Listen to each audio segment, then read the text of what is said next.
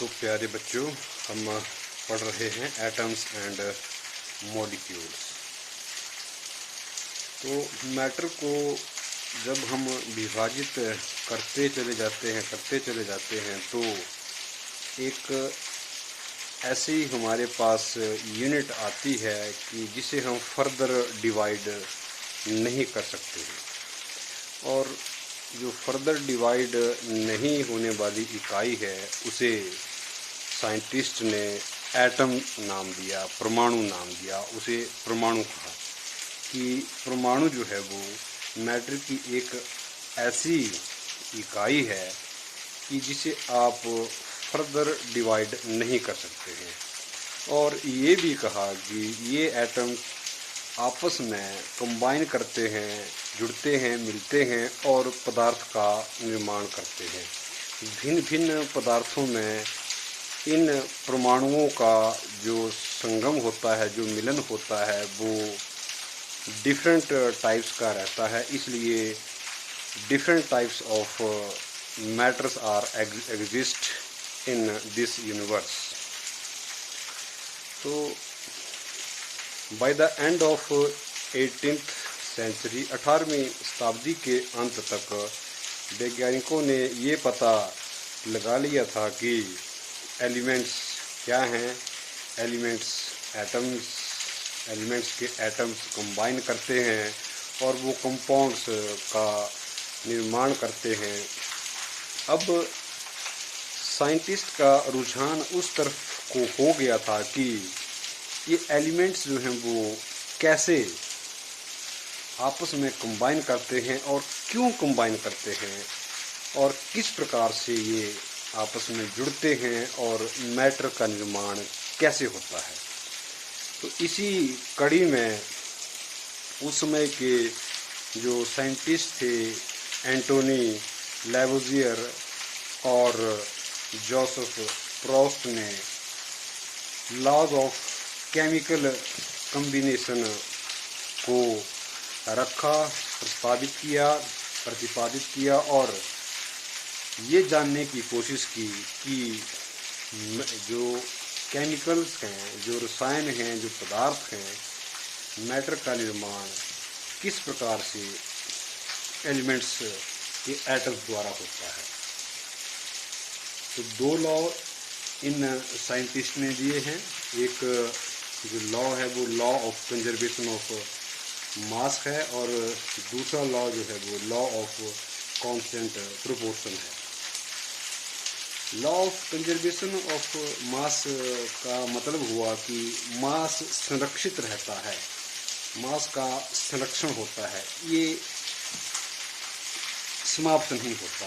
ये लॉ कहता है, ये नियम, इस नियम के अनुसार कि mass can neither be created nor destroyed in a chemical reaction। मतलब कोई भी जब रासायनिक अभिक्रिया होती है, जब आपस में ये केमिकल्स या पदार्थ अभिक्रिया करते हैं और प्रोडक्ट का निर्माण करते हैं, तो वहाँ पर ना तो मास का सृजन होगा और ना ही द्रव्यमान का विनाश होगा।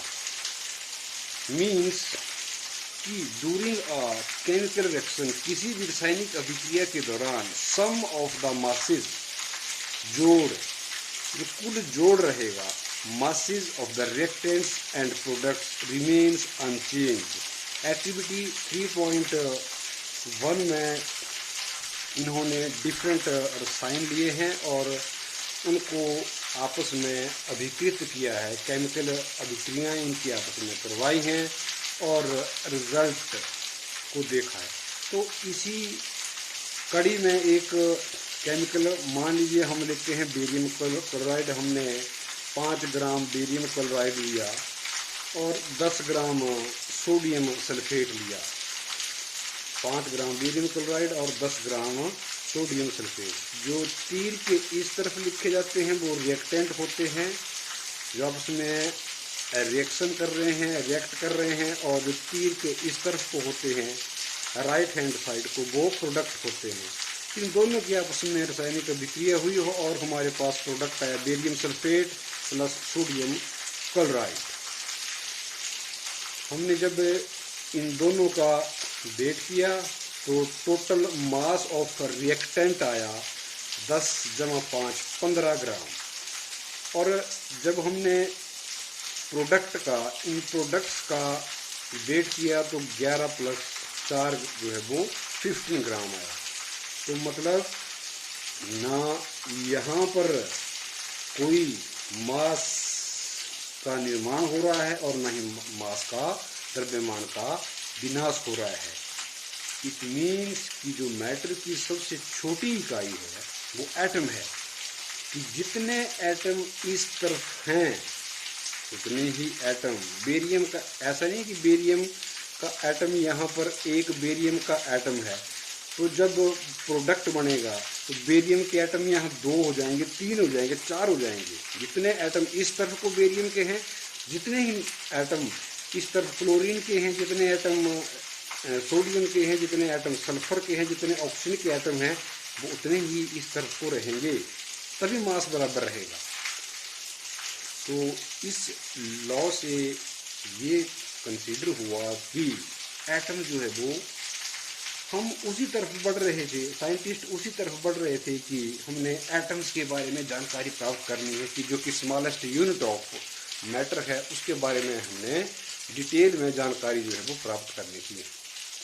अब दूसरा लॉ ऑफ कांस्टेंट प्रोपोर्शन, निश्चित अनुपात का, कि इस नियम के अनुसार यह नियम कहता है कि it states that in a chemical substance या compound chemical substance the elements are always, atoms of elements are always present in definite proportion by mass. मतलब कोई भी कंपाउंड है, कोई भी यौगिक है, मैटर यौगिक से मिलकर बने हुए होते हैं, कोई भी यौगिक है उसमें जो एलिमेंट्स उपस्थित रहेंगे वो एलिमेंट्स एक फिक्स्ड प्रोपोर्शन बाय मास उपस्थित रहेंगे। फॉर एग्जांपल कि H2O लेते हैं, वाटर एक यौगिक है, वाटर मॉलिक्यूल है, वाटर एक कंपाउंड है। तो वाटर में जो रेशो रहती है बाय मास, हाइड्रोजन, देखिए वाटर में 2 एटम हैं, एक एटम 2 एलिमेंट यहाँ पर उपस्थित हैं। कौन कौन से? हाइड्रोजन और ऑक्सीजन। मतलब जो वाटर H2O पानी है ये बना हुआ है हाइड्रोजन एलिमेंट से और ऑक्सीजन एलिमेंट से। हाइड्रोजन एलिमेंट के यहाँ पर कितने एटम हैं? 2 एटम हैं।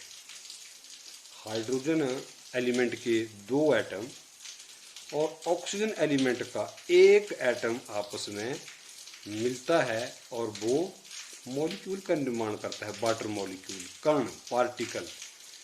तो ऐसे अब ये जो कण है H2O जो सब्सटेंस है, कंपाउंड है, इसमें मास कि किसका कितना द्रव्यमान होगा, हाइड्रोजन का कितना मास होगा, ऑक्सीजन का कितना मास होगा, एक फिक्स्ड रहता है।